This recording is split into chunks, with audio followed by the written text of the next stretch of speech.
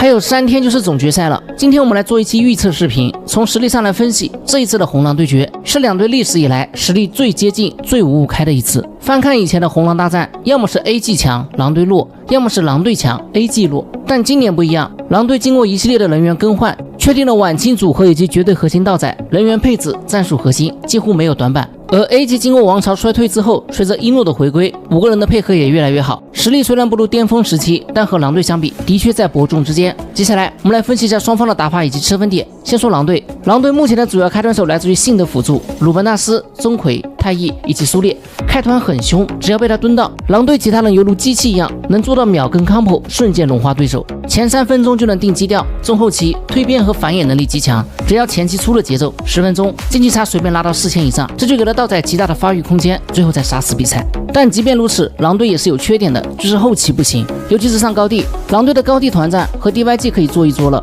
後期狼队容錯太低，怕被拉扯，也怕 A G 那種多前排硬頂的情況。好，說完了狼队，再來說 A G。A G 和狼队是截然相反的 ，A G 的優勢不在前期，而是後期，尤其是15分鐘過後，時間越往後拖，勝算越高。加上大賽經驗極為豐富，多次在0-2落後後還能翻盤，決賽是 BO9，這就給了 A G 很大的容錯空間。講到這裡，你會發現個問題，就 A G 的缺點是狼隊的優點，而狼隊的優點又是 A G 的不足。A G 是慢熱，但後期韌性高；狼隊是前期3板斧，壓制力很足，但後期疲軟。接下來我們來扒一下隊伍數據，注意這裡我們只討論雙敗淘汰賽，因為單敗第一輪狼队打的是主播狂魔哥，數据沒有實質參考性。OK， 我們先看对抗路，青青和渲染2個邊路的主要區別在於分均傷害，渲染4374，而青青只有3311，足足差了1000啊，說明一個問題，渲染團戰能力遠高於青青，場均擊殺渲染也要比青青更高。2個人的第一視角我都經常看，渲染的優點在於穩，掉點次數少，中後期只要參團必定有擊殺，畫面感比青青更強。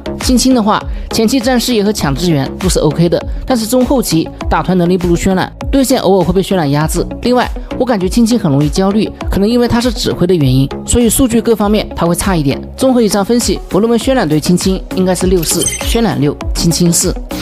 好，接下來說打野，婉婉和綜藝整體區別不大，婉婉 KDA 高一些，但綜藝的成傷也高。造成這種數據偏差的原因是 A G 最近使用了大量的彈葉，比如遠坦、仰減、下後蹲，尤其是綜藝的遠坦熟練度很高，勝率100%。狼隊的話，婉婉也是玩遠坦的好手，但相比起來，他的橘右京、趙雲、裴擒虎會比綜藝更加亮眼。同時，狼队還多了一手阴間英雄哪吒。綜合以上分析，我可能會更加偏爱婉婉，6-4開倒不至於，差不多5.5和4.5的區別。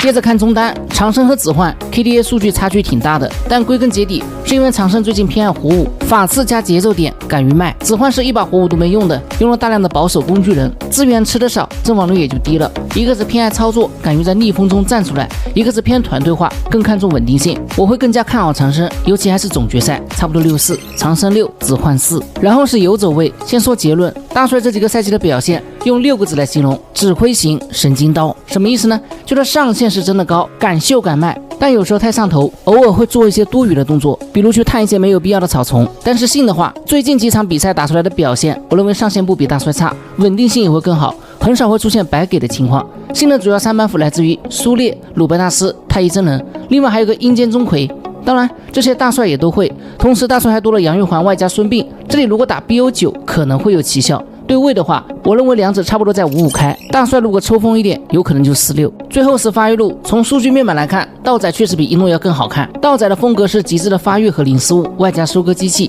一諾則是團戰大核，很多時候充當絕境救世主。然后局內操作上，近期比賽看下來，道仔的操作表現會高於一諾，但一諾的英雄池方面也會優於道仔，比如發育路白起和老夫子熟練度很高。最重要的是 A G 發育路白起這一套，它是可以用來吃掉狼隊敖影加鍾馗組合的，就看到時候具體BP了。大賽經驗上，這裡道仔肯定不如一諾。綜合以上分析，我認為發育路的對位應該是5.5對4.5，道仔略高一些。好了，小夥伴們，今天的視頻內容就到這裡了，我們下期再見。